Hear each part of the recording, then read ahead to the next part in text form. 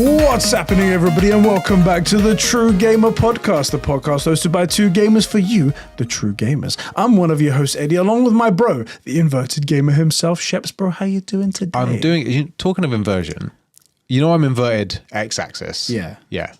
And y-axis, weirdly. No. Don't act like that's stupid. No, but this is You're the problem. stupid. This is the problem. I've been trying, because the Mac comes up set up the way, like the trackpad is, I'm also inverted for trackpad. Okay. And I was like, I do want to invert the x-axis. Yeah. And it only does fully inverted or fully like normal. And I was like, I prefer the inversion. Let me try it. And then the inverted y-axis, it was killing me. And then you just started spinning. Yeah, it was gross. It was gross. Maybe like motion sick. I remember the day that you tried to explain it to me, and you were like, "Oh, it's like sticking a peg in the back of your head, and like you pull down, you go up, and you pull down, you go up." And then I was like, "What about side to side?" Don't worry about No, then we just go. Don't worry about that. Then we throw the analogy out the window. Don't worry about that. That's stupid. That's just stupid. Don't be silly. Cheers, man. Let's crack with these open because we're going to need it. We got some news. Yes, we got some news. And also, it's been multiple weeks since we've been able to do this. Yeah, well, this is part of the reason for the news. Exactly. That's part of the reason for the news. Oh, we probably should have got something stronger, but I'm driving home. Yeah, exactly. Yeah. And then I've got to look after Isla later. And I prefer not to be drunk. It's not like a hard rule or anything like that, but I prefer not to be drunk around her. I mean, she needs to learn about it. Sometimes, exactly. You know? Eventually, she's going to be the one getting me the beers. I keep seeing these amazing reels on Instagram where it's like when my beer grabber says goo goo gaga instead of getting me a beer. The best, this thing was in slow motion. This guy hucks his Xbox controller fast in slow mo. It just disappears in 2 frames. And I was like, damn, that kid's going to learn a lesson. Right? Anyway, that's right. Yes, the news that we're going to be talking about. So you guys may have heard I've mentioned that I'm going to be moving home. Yeah, we're moving out of this man cave, the studio and whatnot, the whole house, and moving somewhere completely different. Starting a new house. Give them the postcode. Yeah, it's and the door number is this, so you can come visit anytime. Moving house. Yeah. Obviously, that comes with a lot of challenges. There's the moving in general, which is painstaking. I mean, and stuff luckily, like there's that. not a lot in the man cave. Hold on, let me. It's probably going into the lights there. Let me see if you're still in frame. You're good. It's bless. Yeah, there's a lot of that. There's moving and stuff like that, which is very tiresome and takes a lot of effort and things like that. Then there's setting up the new house, doing all the decorating and stuff like that. It's going to take a long time. And also, the new house is a little bit different to this house. Yeah. In this house, we have the whole top floor to do our recording. Yeah. In the new place, I'm buying one that has potential that I can extend it even further than I could for this house. Yeah. Because this is at its maximum. It'll right end now. up bigger. It'll end up bigger, but at the moment I got it for a cheaper price, so I can get it smaller. So which means we won't really have the space to do much recording. Yeah. Until the extension's done. Extension can't be done in winter. We're coming into winter, so extension starts in summer. And then by the time it's done, it's going to be next winter. By the time it's done, it's going to be a very long time. Instead of us saying, oh, we're going to be back November this time next year, instead of saying that, we said to ourselves, we will call it a day, sunset the podcasts, and whatever happens in the future happens. So, for all intents and purposes, these last few weeks, at least up until what we think will be Conbrosations Day. Yeah, we're committed to Conbrosations Day in January. We always look forward to it. Conbrosations Day will be the last you'll ever see of us ever again. That's it. We're closing down the Discord. We're blocking you all on Twitter. Blocking you all. But that, for all intents and purposes, that would be the end of the podcast. Yeah, it feels safer to do it that way because what we don't want to do is say, no, we're still on, and then you're moving, you do an extension, and we don't want to flake on like a podcast people look forward to. We'd rather say, look, it's not going to work. We stop, and then once everything's done, and if people still want it, or if we want it, fuck you guys, maybe we want it, we'll come back. Yeah. But we'd rather not say we'll do a thing and not do it. Yeah. Like even these last couple of weeks where you haven't been like moving, it's been too difficult. Yeah. So we don't want to waste anybody's time, you know, or have people looking forward to a thing that doesn't come. So like my missus, you know? Yeah, exactly. Never. They're used to it now, but yeah, exactly. They're used to the full 5-minute disappointment, 15 seconds of glory, and then 4.5 minutes of apologizing and crying. What you guys are seeing right now is us trying to cover up the kind of a bit of sadness with a bit of humor right here, because I'm a little bit upset. I'm not gonna lie. Yeah, me too. It's our main excuse to hang out. It's as like adults, it's difficult to arrange it, and you've got a kid, we both work, like there's so much going on, so it's our excuse. And also because we put so much effort into it, our missus don't give a shit about it. They'll let us do. They're like, well, you got the podcast. So versus it's like, oh, I'm going poker night. Oh, but we have plans. No, shut up. They'll intrude on something like, oh, I just want to hang out with my friend. But if you're like, I have something to do. Exactly. So it's I'm a bit upset. I am a bit upset. I know. Really, it's your fault.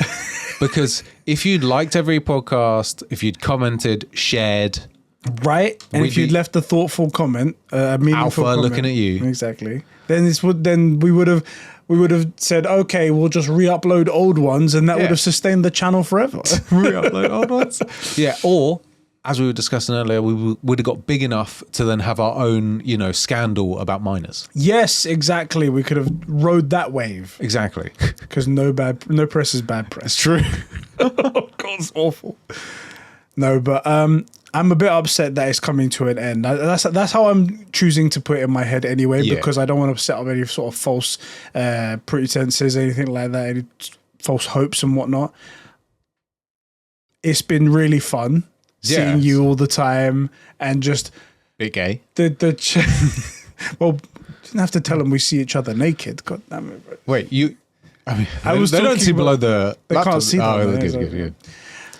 It's been really fun seeing you, and it's been really fun chatting the way we chat, because no one else talks the way we talk. That's why the Conbrosations branding is the Conbrosations branding. It's conversations we were gonna have anyway that we put on the internet. Yeah. So and it is, and the thing is that when we have like poker night, for example, with friends, our rapport is so solid. Our like back and forth is so solid. We're like playing top tennis, and these guys are around us like little kids, and we throw jokes around like nothing. And that's all because we have this podcast and because we have this conversation. And I'm sad to see it all go. But we are content creators at heart. Like this is the thing. I was just thinking to myself, I was like, I know I won't be able to stop. You can't. You're going to still be doing your streaming. I've been streaming. I was just so you know, streaming, not lucrative.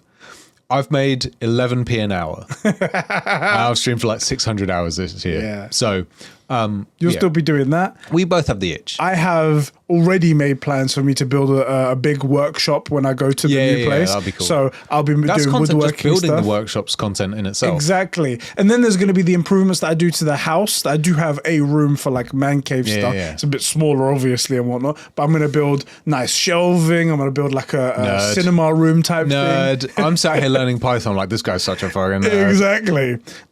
But anyway, the main point, the podcast is coming to an end. Conbrosations Day will be our last in January. We'll celebrate it. We'll go out with a bang. And probably literally the podcast will end and we'll go to OnlyFans. We'll do the rest of the live stream there. Boom. There you go. And then we can really make some money. That's right. And then whatever happens in the future happens. Yeah. And we just want to say from the bottom of our hearts, thank you so much for being here. It's been awesome. Yep. Obviously, we still got a couple more weeks to go before we get there, but I'll say this now anyway. We really appreciate you, and it's been super fun talking gaming with you, all the other stuff on the other side, the spicy stuff. It's been great. Thank you so much. Yeah. And it's been great hanging out with you, bro. Yeah, and After it's not like this, we're I'm never seeing you again. Well, that's what I was going to say. I was about to say it's not like we're disappearing, but as soon as this is over, like, you're dead to me. There's no reason to see each other. That's the real thing. Yeah, finally we can end this work relationship. Yes, exactly. As a valued colleague. If it wasn't for this podcast, I wouldn't care about you, okay? If it wasn't for the bag. Making that sweet YouTube AdSense. Oh, yeah. Okay. Do we have gaming news? We do have some gaming news. So let's get into the proper part of the show. Yeah. Let's do this. Number one Insomniac confirms there will be no DLC for Spider-Man 2, despite the huge leak coming out and showing us various DLCs that they were working on. Interesting comms there, given that they're working on DLC. It was so strange, like, and think people have confirmed they're doing voice work for certain stuff as well. It's really, really weird situation. My only idea is that maybe they didn't get funding to do more stuff and like it's fallen short. Although it's a weird one, isn't it? Even though Spider-Man 2 is expensive, I know it was successful. That's the thing. Like, so Sony's hit a couple of expensive mistakes recently. So like Concord. We're going to talk about that for sure. Which weirdly, I think we've already said this. I don't think they should stop that. I think they should rebundle that into something else. So it's almost complete. It just sucks to play, and they just need to change that, and it will probably make money. But that cost like $500 million or something. Yeah, it was ridiculous. And like you say, Spider-Man was expensive. It's an expensive game. It's not like it didn't make its money back though. Yeah, it's one of the best-selling games like out there. Yeah. So why would you not do DLC? I mean, in fairness, as we know, the Miles Morales DLC, that was hugely unsuccessful. People hated that. Yeah, people hated it. I mean, you know? and it was a minority protagonist as well, so no one cared about it. At least he wasn't a woman. Oh, wait, sorry, my apologies. It did really great, so all those things are positives now. It doesn't make any sense. That was just making fun of people who jumped to the first thing and go, oh, the reason why people hate it was because it was a woman or something like that, even though there are countless examples of great movies with women. Miles Morales is a great character. Yeah, exactly. I've been saying, if you're new to the podcast, welcome into the last one. Yeah. I've been saying they should bad time to join the band. Bad time. It's like people that bought Bitcoin at the very top. Oh yeah. Sorry, guys. I was saying they should cycle Pete Miles, and just do those games. You can get even more out of it and just split it into two teams. Why you wouldn't do DLC when you have made DLC? It's so strange. The only thing that I can possibly think is that they're going to make... So a lot of the leaks in there were talking about Venom-specific missions. Yeah, people definitely would hate that. Mate, people don't like Venom anyway. It's ridiculous, yeah. It's hated. They definitely didn't make 3, in fairness, shitty movies. But the thing is, though, those things made money. This is the strange thing. It's Venom. It's because it's Venom and it's because it's Tom Hardy. They're like, that's that Bane guy, right? Yeah, we'll do that. Yeah, I can barely tell it's him. Yeah, and the Tobey Maguire Venom movie isn't definitely the most memed of the 3. Yeah. It's ridiculous. It doesn't make any sense. The only thing I can think is that maybe they've decided to pivot and make Venom its own standalone game. That's the only thing that I could possibly think. It's just so strange. It's weird. It's strange that it would be strange in itself if someone said, oh, there's no plans for DLC so far afterwards. Because as well, in the game, you didn't play it, although you can pretend like you did like the first one. Of course I played it. Yeah. There were so many things they set up in the game that were like for example, Carnage. They literally said Carnage, and he's holding a vial of red symbiote fluid. Yeah. And you're like, oh shit, Carnage is coming, bitches. No, that would be crap. No one wants to play that. Nah, don't worry about it. No one wants to fight Carnage. That's ridiculous. It's so strange. Maybe. And then they did all that tease for the Spider-Verse stuff as well. Yeah, oh yeah. And I was yeah. We're waiting for all of this. One of the best Spider-Man movies ever made. Exactly. One of the most successful Spider-Man movies ever made, and the Spider-Man movies are all incredibly successful. It's super weird. Do you know what it probably is? Insomniac, famously slow at developing. Oh yeah. They probably just were like, we can't invest the extra 5 months it would take to make this fully fledged game that will print money. By the time you finish your conversation, hey, we're thinking about doing some DLC for Spider-Man 2. Oh, it's in playtest. Yeah, it's ready. It's ready. Here you go. It's already gone gold, mate. Why are you still here? The game is out. It's on shelves. What are you talking about? None of it makes sense. Yeah. It's such a weird. It's such a weird thing. I was talking to Ben. We're at EGX, which those have been getting worse. And Ben said to me, "Talk about that." Ben said to me, he goes, "I don't know if I've got older or if these have got worse." And I was like, "No, they've definitely got worse because we went to EGX as adults and it was awesome back in the day, and they've definitely got worse." And I think game decision making is going the way of like movies where they're just like rebooting old ideas. There's nothing new coming out. And it's not like there aren't new ideas. Yeah. Like there's no way, as an example, Disney used up all of their movie ideas in like the 90s and early 2000s which is where you have all your gold, right? Like your Shreks and Lilo and Stitch and all of that stuff. Like, instead of making Lilo and Stitch in live action, maybe make a new good movie. Yeah. Same with games though as well. Like, just green light good projects. There has been failed projects from all kinds of, like, when it comes to movies, TV shows, games and stuff like that. But the problem is that they don't attribute it to the right reason why it failed. Usually it's from bad intentions. Like, they come up with ridiculous premises for a game, and then they're like, this is Concord. Exactly that as well. Like, they're like, oh, it failed. And it's like, why did it fail? Well, clearly because it was a new IP, and then they just dust that off and that's done. Yeah. And it's like, no, that wasn't the reason. You've just, you started in the wrong place here. Yeah, you started with a bad idea. And then there are games that are like continuations, like, for example, Halo, for example. That failed. Why is that? Oh, well, we'll just try again. We'll just try something again later. Don't worry about it. And it's silly as well. Like, you take, I would go as far as to say the newer Doom games, so 2016 and Eternal, are effectively new games. Yeah, they're pretty different. They're significantly different from the OG Doom games. Yeah. And Doom and Halo, there's a lot of crossover in terms of, like, general play style. Like, one worked, one didn't. Yeah. And blaming, like, the gamers, which this is probably the most toxic idea in gaming at the minute, which is if a game fails, it's the gamer's problem. Like, no, your job is to serve gamers. Yeah. If you make something good, they'll go for it. Always. Fortnite's been going forever, and I think Fortnite's not a very good game, but it ticks the boxes that people want. It keeps you engaged. They do the right deals. They bring out the right content.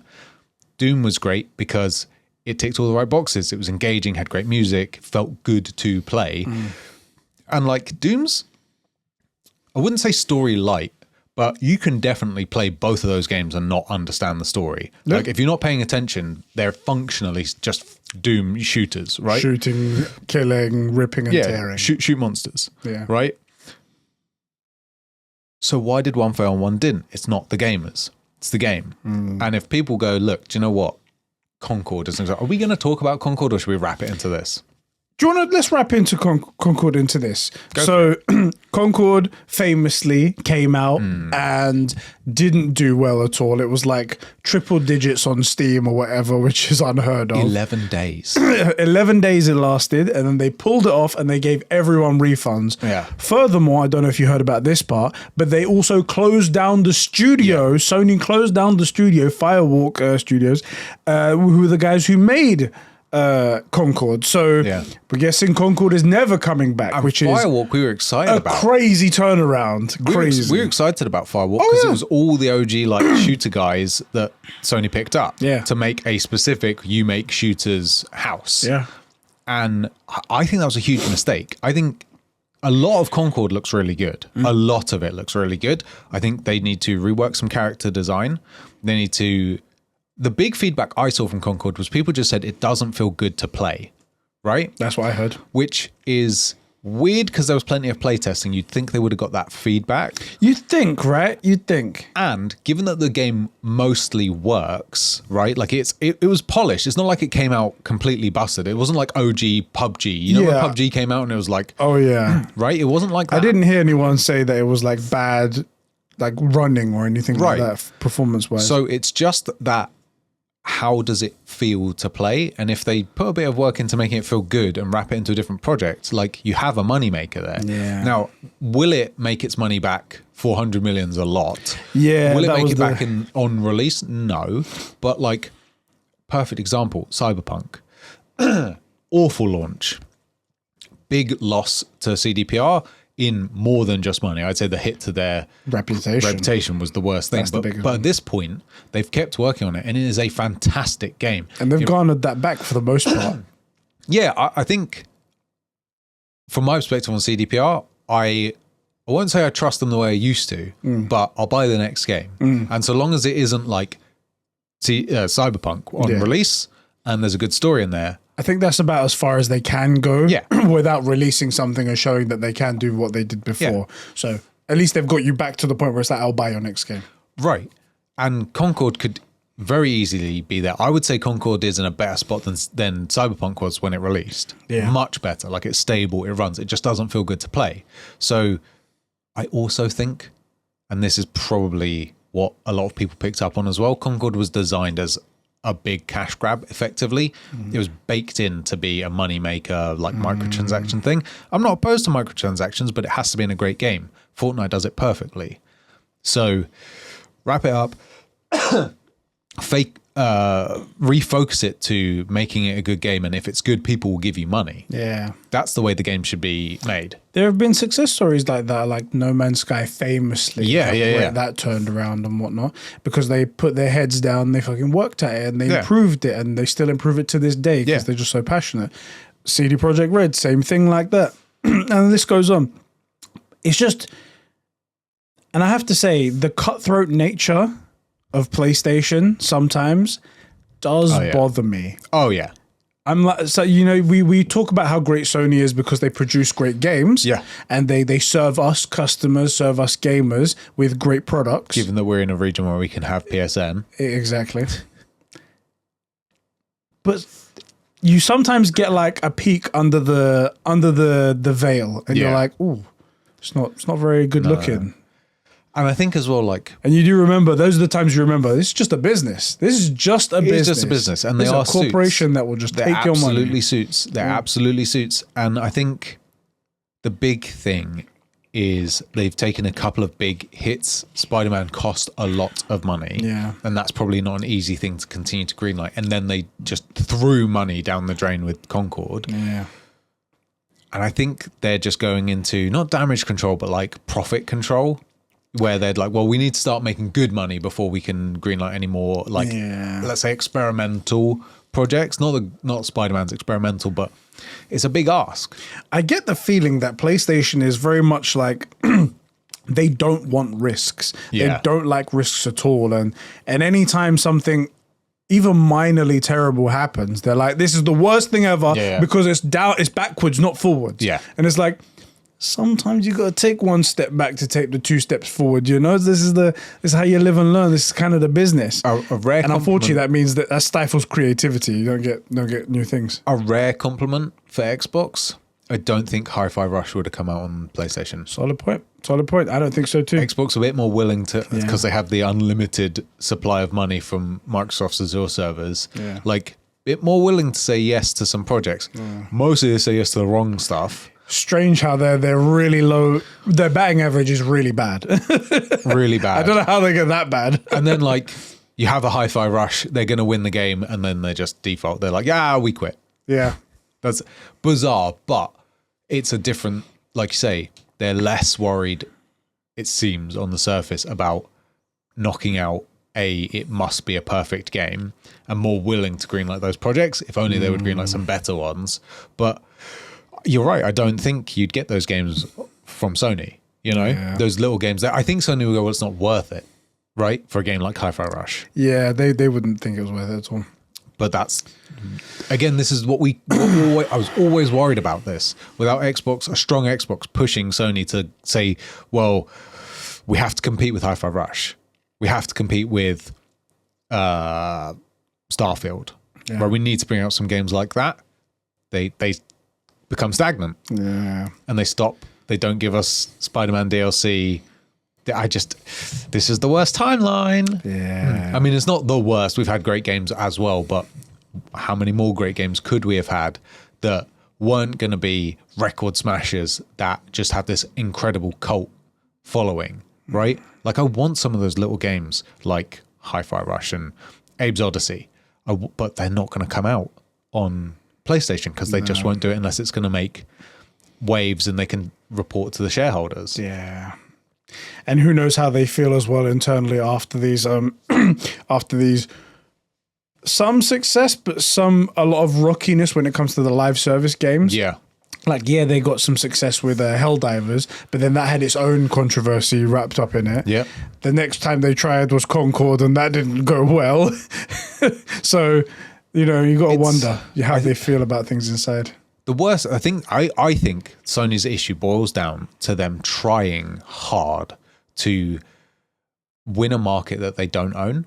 And instead of saying, well, we need everybody on the PSN and all this stuff because like the Game Pass type thing, they just say, let's just make good games for everybody. Like, you shouldn't need a PSN to play Helldivers, right? That's silly. Why would you cut off like 100+ countries from buying your game? Yeah.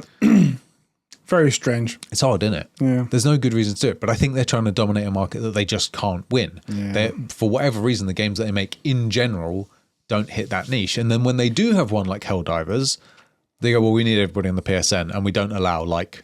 Is this really dumb thing of wanting to get just a little bit more money, like from selling people's like information and stuff like that? Like, people don't realize how lucrative it is to sell people's information. Like, anytime you sign up somewhere and they've got those terms and conditions, it's always, oh, do you mind if we send your details to third parties? Yes, I mind. Leave me alone.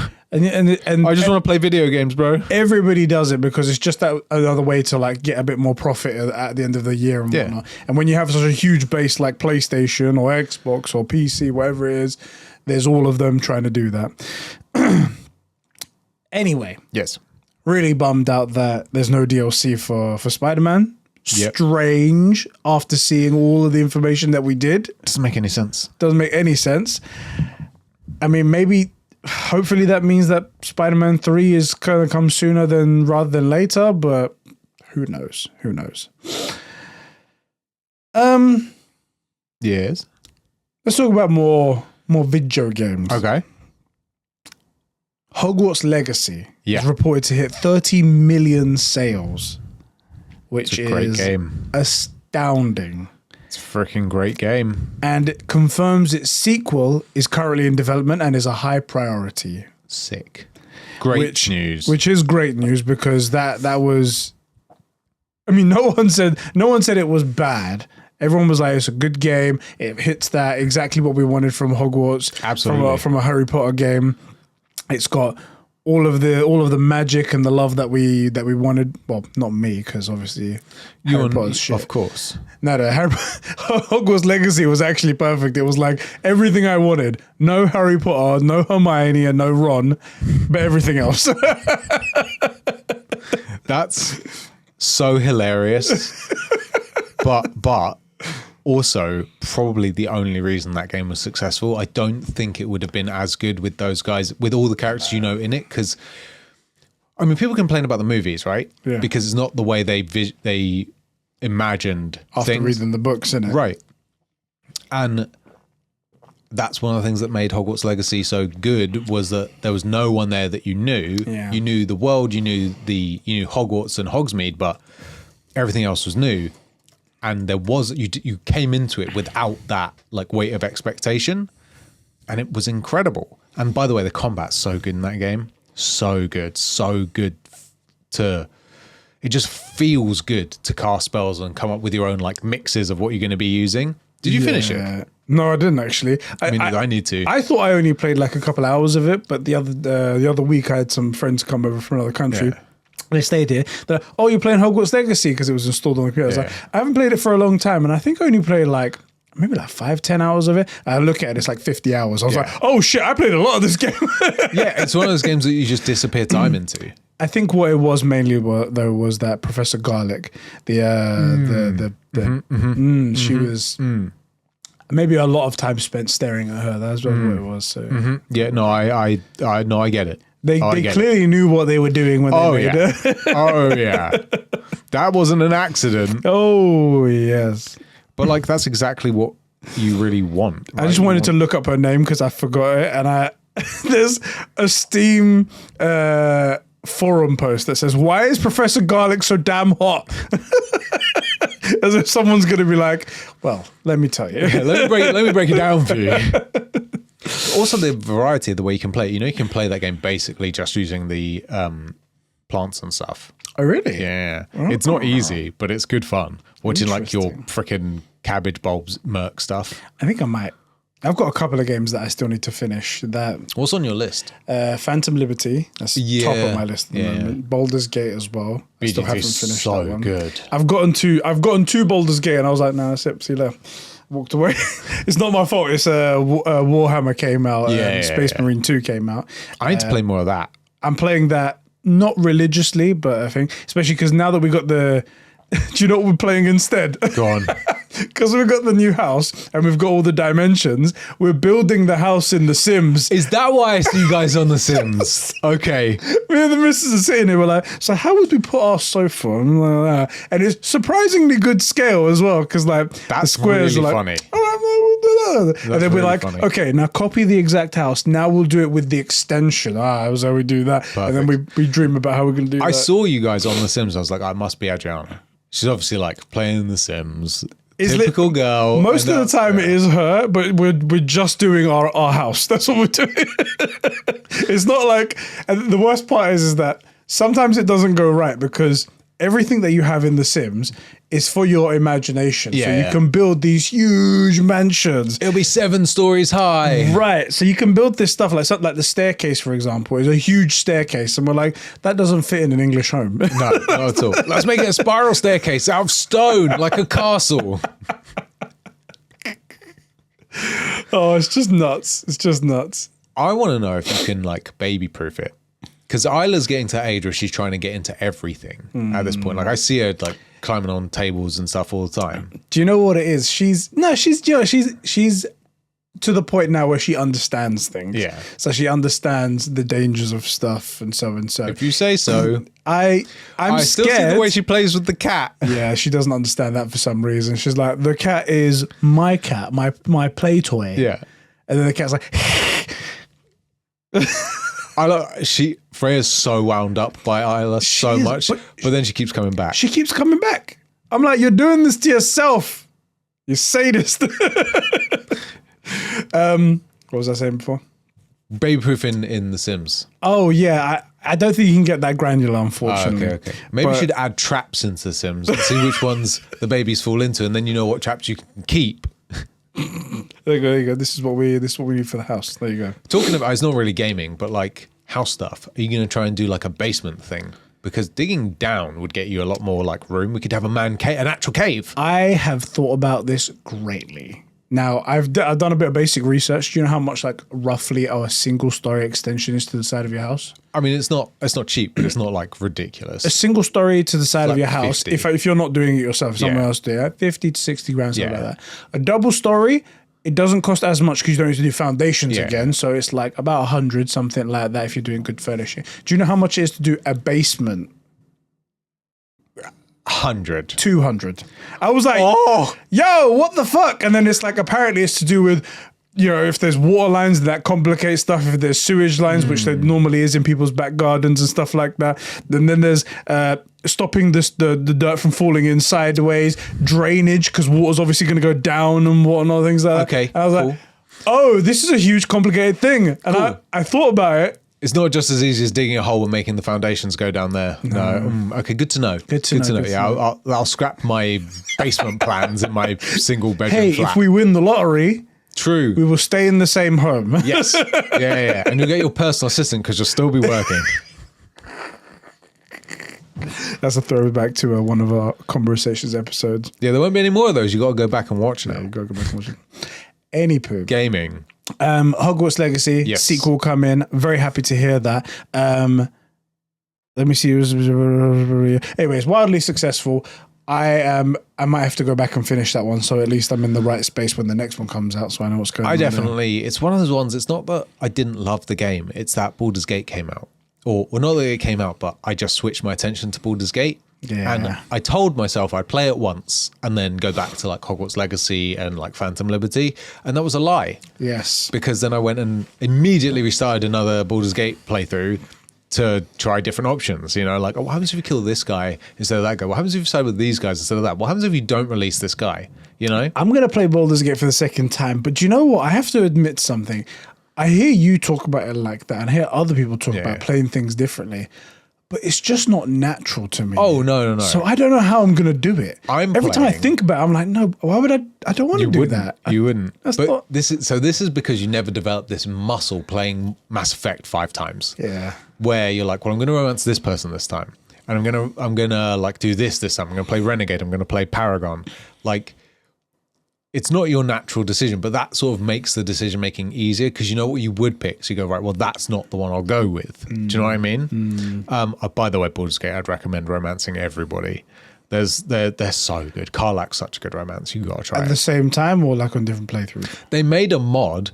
So Larian Legends, they opened up like a modding section for the community. I heard they have, yeah. They also added one thing. So they said there'll never be any DLC because they're dropping Wizards of the Coast because there were too many demands and stuff. Okay. But they did release a mod that allows you to edit literally everything so that you can make DLC, which they're not supposed to have done.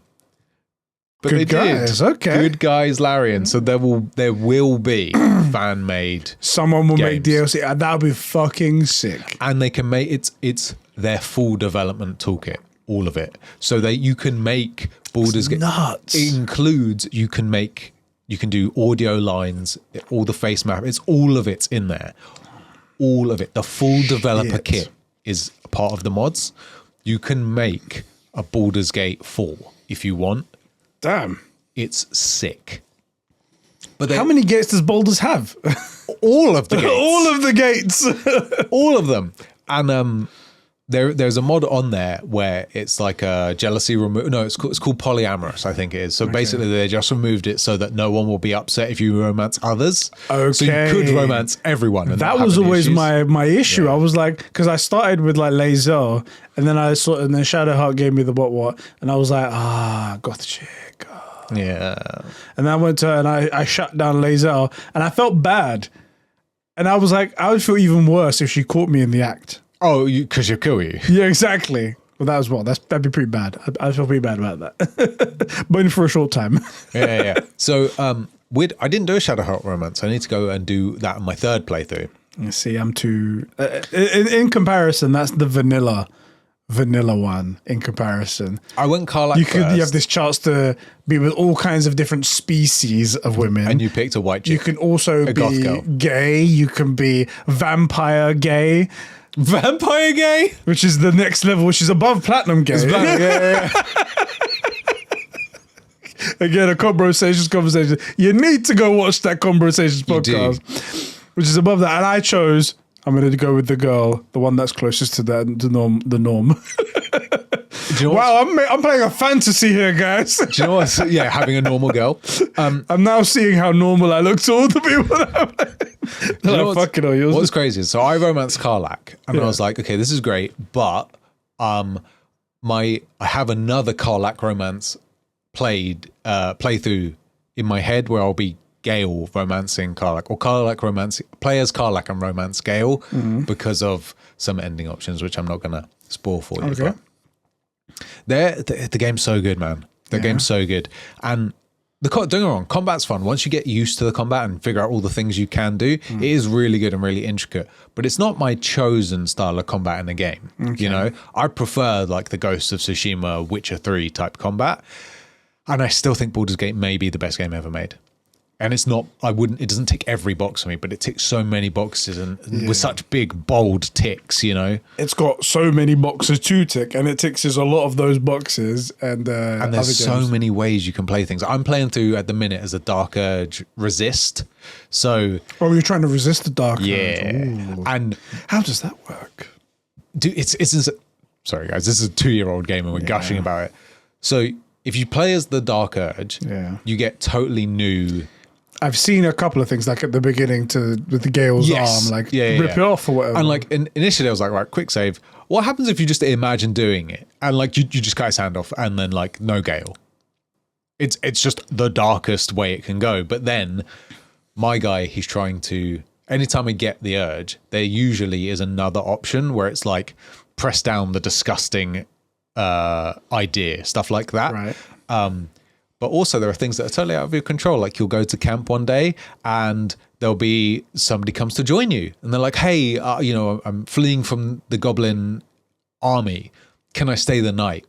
And things are interesting.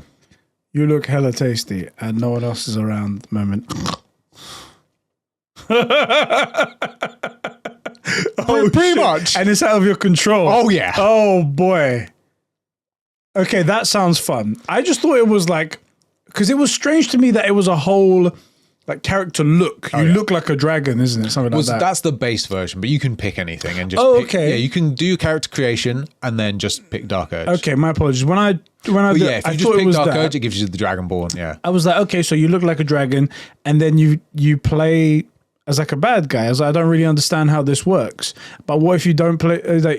That just sounds opposite. Okay, I get. Some people want to play as a bad guy, but now Also, this makes it way more interesting. Also, than just play as a bad guy. The bad endings are so bad. They're so bad. Talk about talk about heartbreak. Bad. And like, I kind of want to experience it, but it is not how I would choose to play the game. So yeah, there's so many options and things go so well. And it's just a testament to Larian with how much they thought things through and how well the characters are developed, that you can have these characters go through such awful stuff, but there's a bigger thing at stake, and they need, you all need to save the world and Baldur's Gate and all of that. So they stick with you because you're getting the success, even though things aren't going your way. But there's all sorts of things. Like, you can, in my first playthrough, I accidentally, I didn't have too many good items. So Gale, he's like, oh, I need something magical. And I gave him one. And I was like, oh, not that one, and put it back and closed the transaction to like go through my inventory and see what I was willing to give him. And he just left. He was like, if you're not going to help me, I'm off, and left. And like, no Gale. He'll just leave. No Gale. And there goes a couple of your options for how you will defeat certain enemies. Yeah. Because one of them is Gale doing his thing. Yeah, exactly. Yeah. Game's so good. Going Super Saiyan, yeah. Damn. Yeah, the game is so freaking good, man. It's so good. Sorry, anyway, back to current gaming. Hogwarts Legacy. Yes, they're great. And part of that news as well is Warner Bros. Games confirms that they are only focusing on 4 types of games going forward, which are Mortal Kombat, Hogwarts Legacy, Game of Thrones, and Batman games going forward. That sounds good. However, it is Warner Bros. Yeah, it's Warner Bros. But what's really interesting about that is that James Gunn told us not too long ago that there'll be multiple games coming out alongside all of these movies that are coming out, and they'll have the voice actors for the people who are playing them in the games. Well, just another win for the James Gunn change of the guard. Big W right there. Big W. Yeah, WB, man. WB. P.S. Did you hear it looks like the Henry Cavill 40k stuff's been scrapped? No fucking way. Really? I only hear rumors. I don't have any confirmation on that. But this feels like another own goal for Games Workshop. Let's talk about that in the Conbrosations podcast. So, let me pull up some news for that. Any poop. Next one. Kojima has bought the rights to Death Stranding, the IP. Okay. Previously owned by PlayStation. That would be nice and cheap. Well, yeah, God knows what he paid for it because it's pretty good. But I'm guessing it's part of the ongoing relationship between Kojima and PlayStation. They're probably quite happy to help each other out based on everything they've done for each other and whatnot. Yeah. I mean, Kojima, while he probably could have got funding without Sony, the success he has, all of his hard work combined with the partnership of PlayStation has brought him to where he is right now. Very tied in. He has to obviously be thankful for for that initial jump start, right? And I'm sure they're very thankful for everything that he's done for them.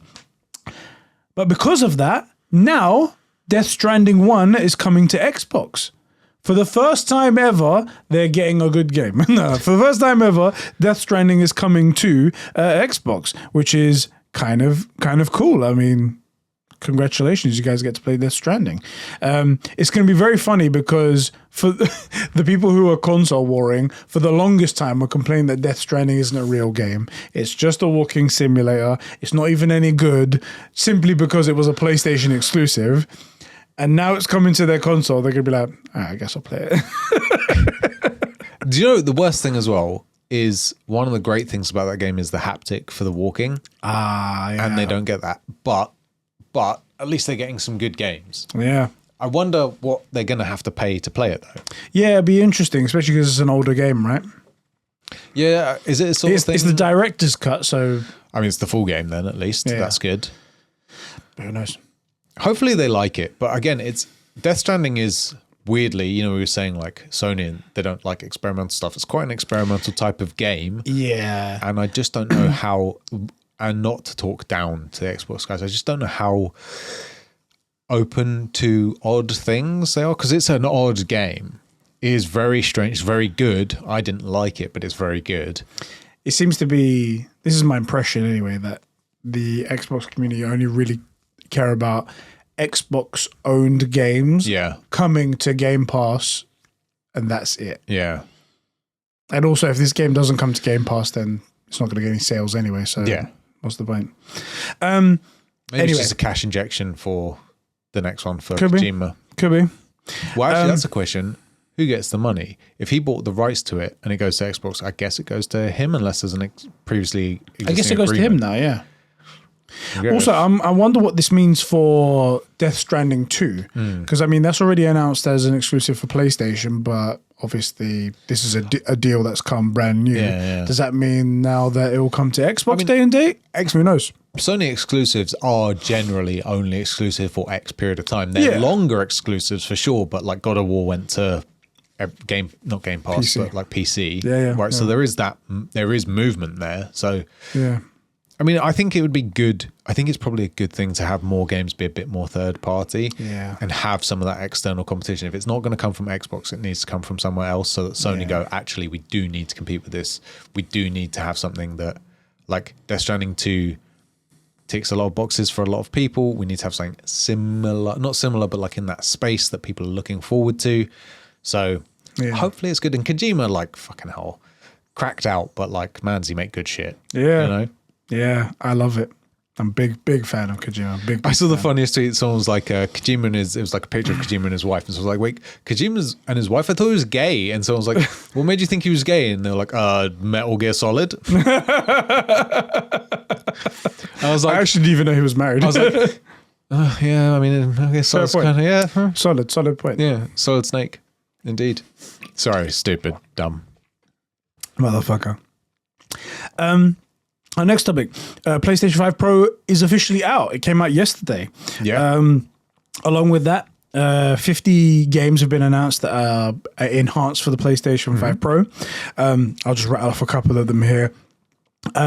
Baldur's Gate 3, Call of Duty, Black Ops 6, Diablo 4, Dragon Age, Hogwarts Legacy, Horizon Forbidden West, Horizon Zero Dawn the Remaster, Spider-Man, etc., etc.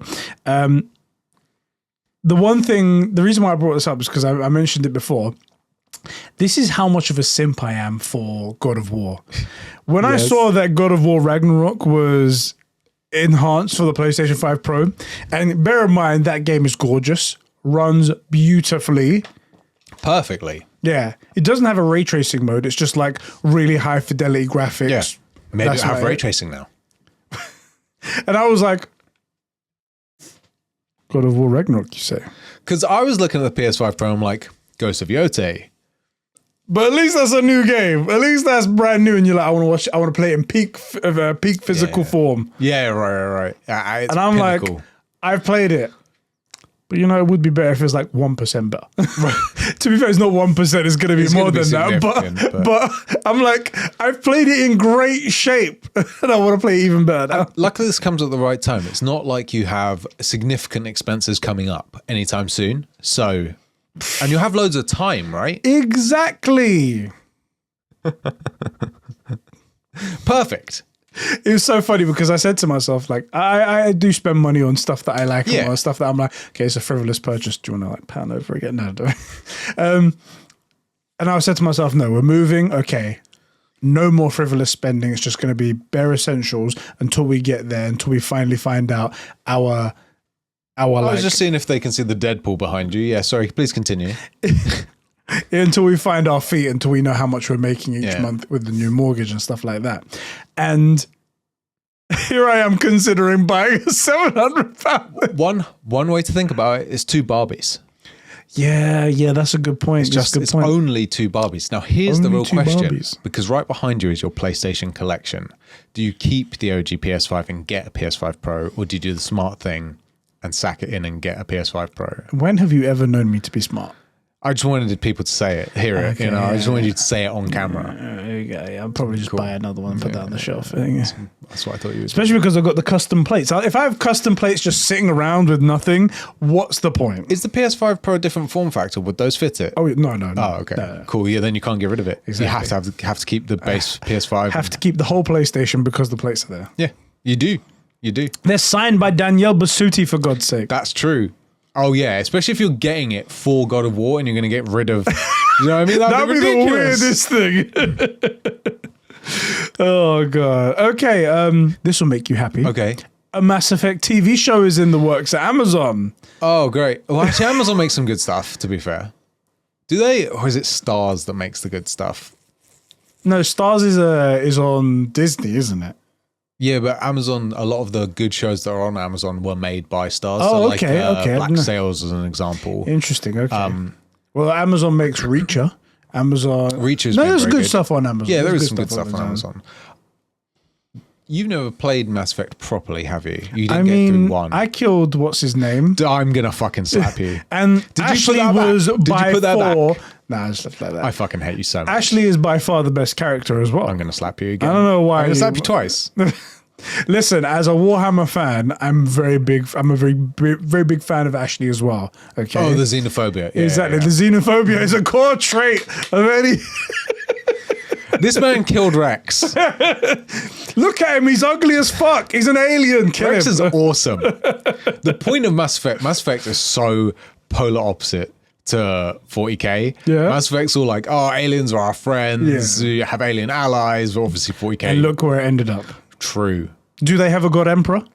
Good fact. Does the emperor protect them? I mean, you're making a very good case. Exactly. Yeah, I mean, do you know what? Good point. Good point. I was going to call you a heretic, but there you go. Good point. You managed to right the track. You know, yeah, fair play. This is one I don't know, man. I don't know how I feel about that. One of the things about Mass Effect is, so like Miranda.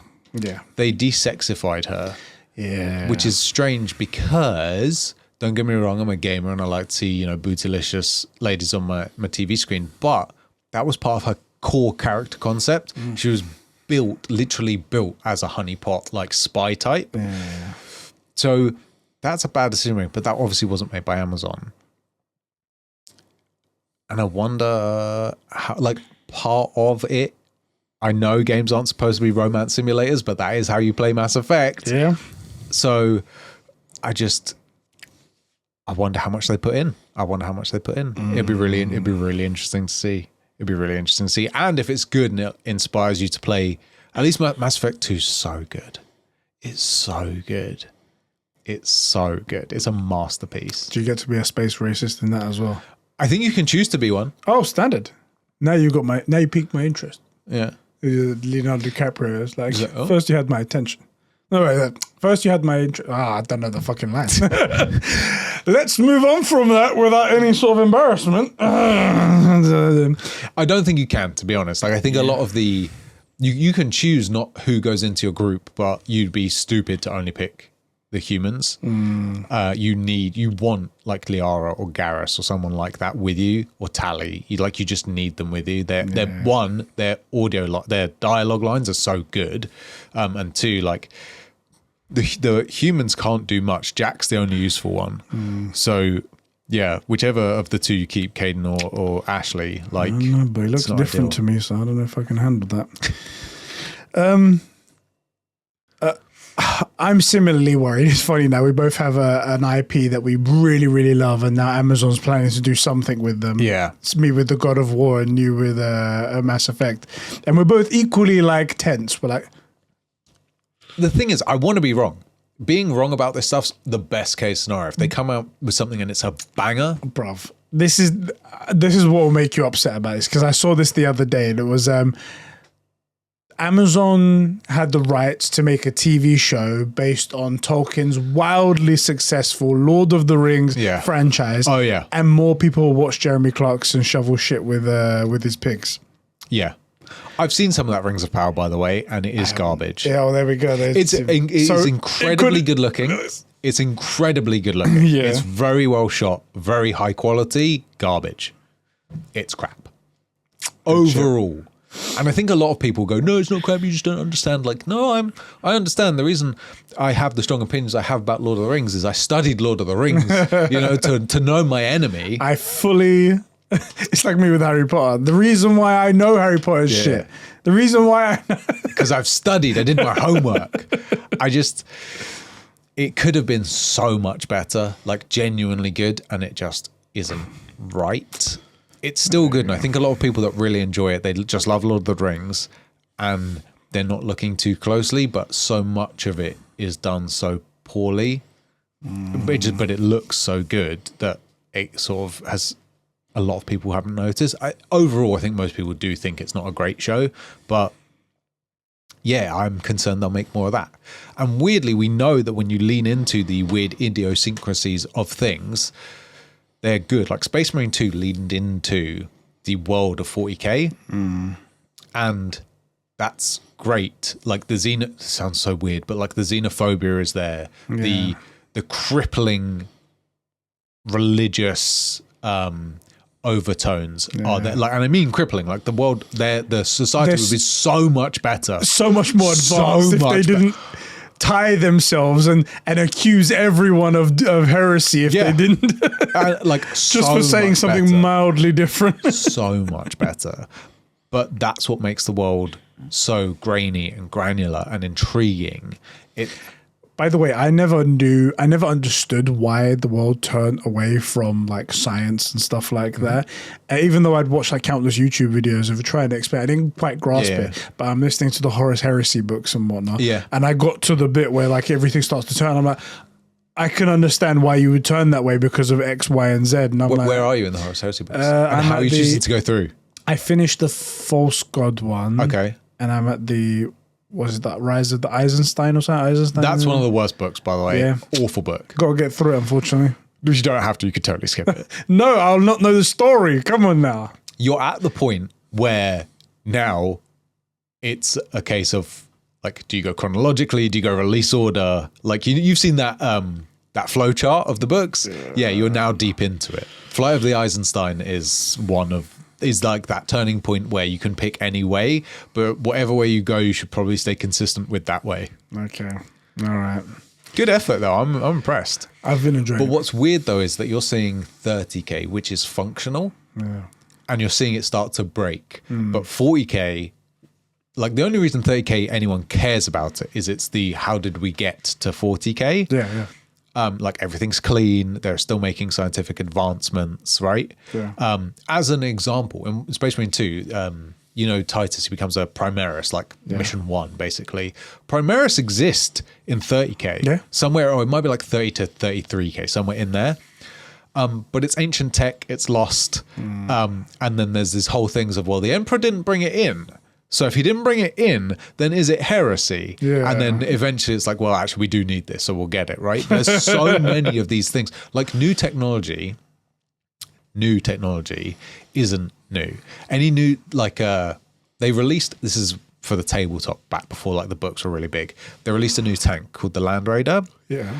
And the story behind it was that they'd uncovered ancient plans from like the 30th millennium. Right. And there was this, if it wasn't popular under the Emperor, should we have it in? But then it did come through. Like, there isn't anything new. It's just old advancements that they dig back up. Right. And whether or not it survives, like the Inquisition looking at it, but that's the crazy shit about the world that makes it, like, engaging. Yeah. And that there is no safe harbor. Have you seen that meme where it's like, you get transported to your favorite universe, and it's like, anime fans, yay, Lord of the Rings fans, yay, 40k fans, oh no. No. Yeah, so, but that's what makes it so intriguing, and Space Marine 2 really leaned into it, and part of, weirdly, sticking so true to the material and not worrying about whether or not I mean, they do make it quite accessible, but not worrying about if it's accessible. That's what makes it more inclusive, because everybody goes in, I don't know what the world is. Yeah. This world is awful, right? If you try and make it easy for people and you try and make it inclusive or whatever, it takes away the magic. The point is, there's no, even as a fan, there's no good options. That your best, probably the best people in the universe are the Tau, right? They're heretic. You can't say that. They're awful. You can't say that. The Tau are awful, bro.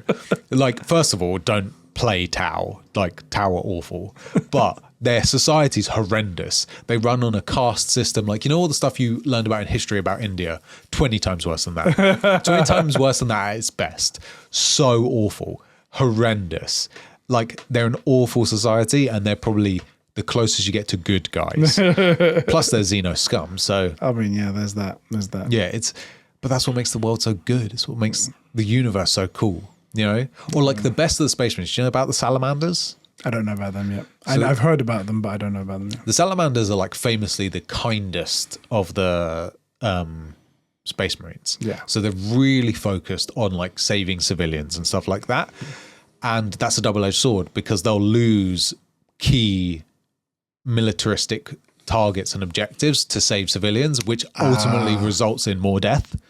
And those are the best guys. Yeah, you know, they're the most trained and whatnot. Yeah. So 40K is so good, and I just hope that they keep it 40K. Yeah. Which is, I think, what will get the most people in as well.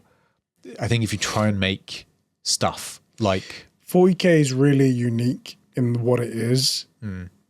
I think it would be a great tragedy to try and change so much of it just in the name of trying to include some people who are not even interested or mildly interested or whatever, especially because what it is the alluring part. So trying to change that is so strange. It would be a great tragedy. It is weird. And the weirdest thing, and it's Games Workshop, they make bizarre decisions. So like, as an example, they've made like female custodies, which that isn't law accurate. And I know they control the law, they can rewrite it, but we've got 40 years of this stuff.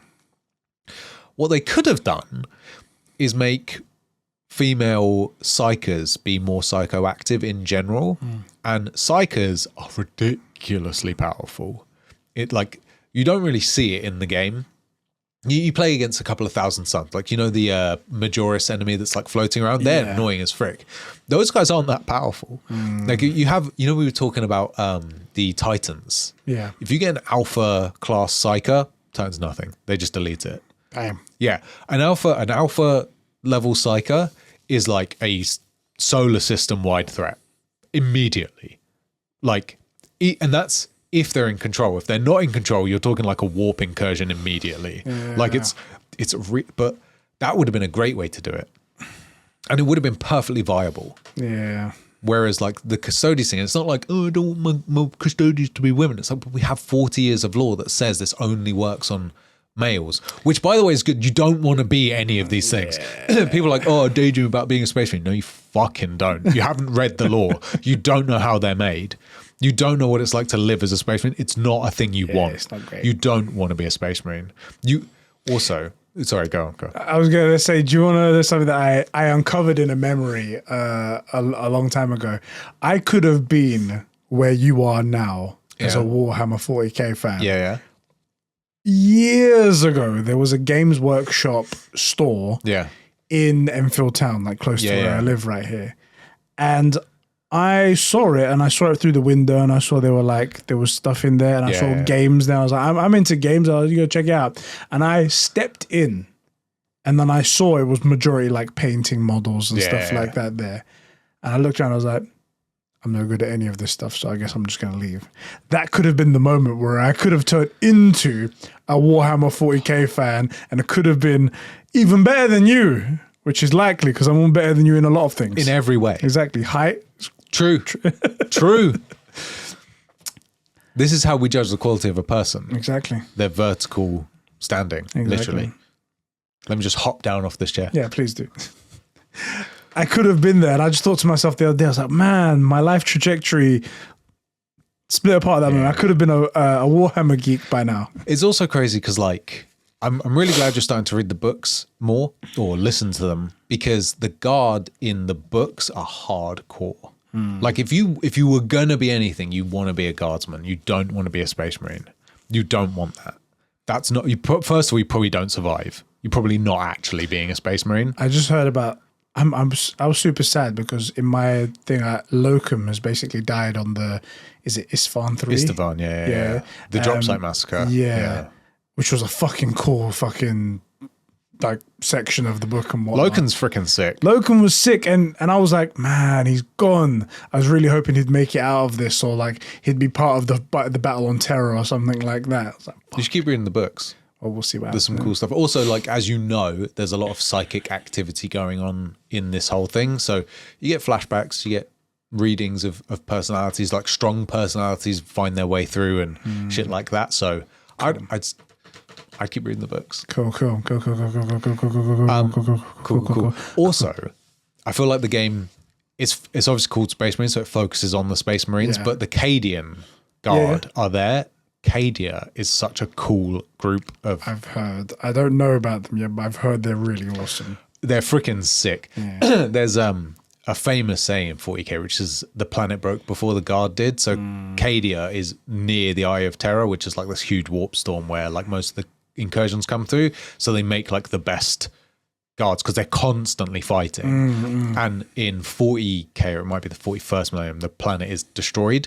And the Guard are fighting while the planet's breaking. They're like, well, chunks of it floating. Yeah, it's like the options are the planet dies and we die, or we could still kill some of these guys, so they just keep killing. They're freaking awesome. That's pretty cool. How far are you into the Eisenhorn books? I'd read all the first trilogy. Cool. So, and that was and it was bookended. So it was like, okay, this is. I think that's why I went off to the Horus Heresy one. But that was. If you need a break from the 30k stuff, the Ravenor trilogy is next, and that's also very, very good. He came in like right at the end anyway, so I know he's going to be part of it. Back to video games. Yes, yeah, sorry. Have you been playing anything? A teeny tiny bit of Space Marine. Yeah. I don't find myself, not that I don't want to, but like what I want to do is do a 5-hour session. Yeah. And so if I only have like 45 minutes, I don't jump on. Yeah. Baldur's Gate, obviously. And then there was something else that I picked up recently because it was on sale and I've been meaning to play it, but it's not like a big... Rogue Trader, which is a 40k version. Effectively, it's Baldur's Gate 3, same type of game, but it's set up in 40k. Okay. So yeah, I've been meaning to play that, which I think you can do co-op. So if you wanna Rogue Trader, that could be good. Interesting. Rob, friend of the show, he played. He said it's incredible. He said it was really good, really true to to everything. Yeah. And then you'll learn more about like. You need to play the game. Okay. It's very, very interesting. So yeah, I need to play that, but I'm not quite done with Baldur's Gate 3, and I want to grind some more on Space Marine because I just don't want to be left behind if they actually do bring out like Necron or Orcs or something. If something else comes in, I want to be able to jump in at like those high levels with like an awesome looking Space Marine versus my like guy that's just got like a couple of tassels, you know? Yeah. What about you? Other than The Sims to build your house. Other than that, me and my girlfriend actually been playing. So PlayStation sent me 2 codes. One for Horizon Zero Dawn, the remaster. Yeah. And God, that game was phenomenal. They basically just took the Horizon Forbidden West engine and assets and stuff like that and chucked it into Horizon Zero Dawn. So everything they did with the Last of Us Part 1, basically. Yes. Yeah. And it fits more closely to Horizon Forbidden West. Cool. And it looks gorgeous. Everything is great. The colors, the world, everything's just so beautiful. The female protagonist, though? They didn't, unfortunately. Damn. She still has nothing between her legs, which is failure already. Yeah. Other than that one disappointing thing, though, it's great, and it's good to be back in the world of Horizon again. Yeah. I really enjoy it. Playing that on the side. Sorry, are you going to get Horizon Lego? Yes. If I'm not going to get a code from PlayStation as well, which I did request, then I'll probably buy it because it does look fun. It looks good. Other than that, though, and what I've been playing more of is Until Dawn, Okay. the remaster. Yeah, so yeah. they made a remaster version of that as well for PlayStation 5. And I didn't play the original, even though I wanted to. And I've been playing that with the missus downstairs. Okay. And we're playing together. And famously, it's a decision-based game where, Yeah. like, the whole point is that they emphasize the butterfly effect a lot, where like you Right. make a decision here, it could go vastly different. People can die, people can not die, etc. And we're making decisions together, and it's quite fun to play with someone else when you do that because you disagree. You like have to do rock paper scissors. Sometimes you don't get the time to do rock paper scissors, so you just have to spam something. And then there's the argument of no, you shouldn't have done that.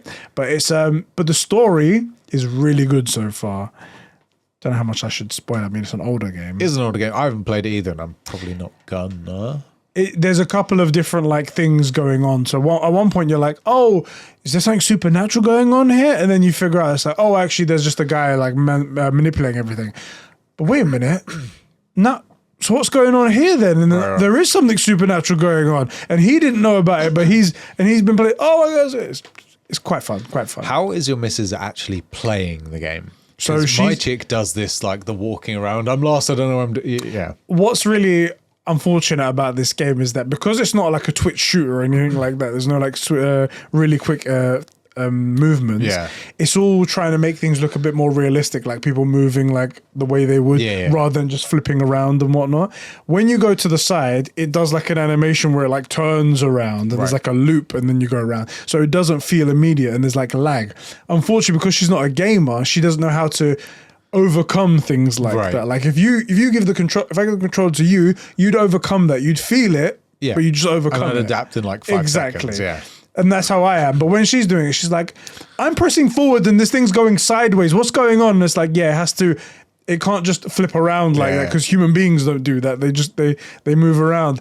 And it's like, oh, it's so fucking annoying. I don't know what I'm doing. And then obviously the camera goes up and then the camera goes down. Yeah. And I'm like, okay. So I'm taking control of it, but she's helping me make decisions. Okay. And she's also watching the story as it goes along. I feel like that would be a good way to do it because my chick wants to play games, but she never invests the time. If you right, so like she won't get good enough to enjoy it. So I think like where you play, but they make the decisions, that's probably a good way because then she's engaged, she's focusing. Yeah, unless she's willing to invest the time, there's no like anything you don't get good at it. Yeah. And girls most girls anyway have different interests and priorities and stuff like that. Also, I'd be really annoyed if we were playing Finding a game things to complain about. Come on. Facts. Just digging up things from the past. They're great archaeologists. Great archaeologists. I'd be really annoyed if we were like playing a game together and then she just like went on her phone or something. So we're doing something where she's engaged, but like it's engaging because she's making the decisions, but you're making the good, fun stuff happen on the screen is probably a good way to do it. This is actually a really good game for that if anyone wants to do it with their partner or something like that. As if these nerds have girls. Exactly. You're gamers, guy. I'll tell you something funny though. They nailed. So it's a bunch of young people going to a cabin in a woods and shit goes bad there, right? And you know whenever you see these movies... I've seen this horror movie 20 times. The teenagers are fucking annoying. Yeah. They nailed that so much. I was fuming when I was listening to these people God, there's a werewolf in the woods. We should split up and go out into the woods with meat attached to our hands. God, they're just so fucking dumb. And there's a couple of these chicks are like... really trying to like, they're like, I don't know what the word is. What am I trying to say? Like, they're like talking down to their boyfriends. Right. And in such ridiculous scenarios, like the guy's trying to help you, for example, and then she like makes fun of him. Like, what the fuck? This bitch is dying the first chance I get. Oh no, she tripped. Go back. And they're like playing pranks on each other, childish pranks on each other. They're just like, this isn't even funny. Like, what the fuck is that? I was like, oh wait, this is what they do in movies. So like, damn, this is really accurate. I'm getting angry just watching this stuff. You've seen Cabin in the Woods, the movie? Yes. Yeah. Chris Hemsworth. Yeah. I like games or media that plays on that. I thought that was really good. So if it's similar to that, except they're real, do you know what I mean? They're making those dumb decisions. You have to like fix it. I can see how that would draw you in. Yeah. Anyway, I'm playing that, having lots of fun. Yeah, good stuff there. Good stuff. Good. that's all the topics that we have for today, bro. Is there anything else you want to talk about before we go? No, I'm just glad this is fucking over. No, Finally over. not until January-ish. Yeah, that's what we're thinking. Because the buying houses takes a long time for some reason. it's a slow process. Yeah. Anyway, But luckily it's cheap, so cheap, so cheap. and the government doesn't dip into your pocket constantly. 25 grand I have to just pay to the government for no reason. And you know what? It was 17 and a half, and then randomly one day they're like, okay, we're adding 2% on top of that, and it's like, Mate, what? Why? did you hear that I was buying a house and you thought do this? Because I don't buy houses every day. Yeah. No, yeah, it's not a common thing. And they waited for me to do it, and they're like, Ed's doing it. Up. We're putting it up More. on the day. Yeah, on the day. Should have got that done yesterday, bruv. Oh, pain. Anyway, thank you guys so much for tuning in. We'll catch you guys all in the Conbrosations podcast. That's right. And we'll catch you next time for the next True Game podcast. Yeah, buddy. See you later. Thank you all for listening. Bye-bye. I really need to go to the toilet. Go, dude. I'm dying.